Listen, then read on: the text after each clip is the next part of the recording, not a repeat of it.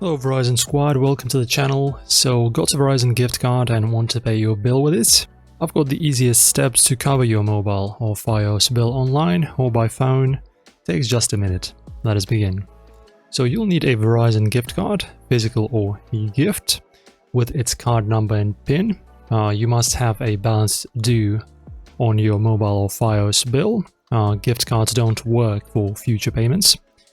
Check your balance in the My Verizon app or myverizon.com first. Right after that, guys, open My Verizon app or go to myverizon.com and log in. Tap Bill, then Pay, Bill. If you see balance, select Add Payment Method, then choose Gift Card. Enter the 16-digit card number and PIN, then hit Apply. Confirm the amount, combine with the credit card if the card is short. Submit, and you're paid. So now your Verizon bill is paid with a gift card. Save that extra cash for upgrades.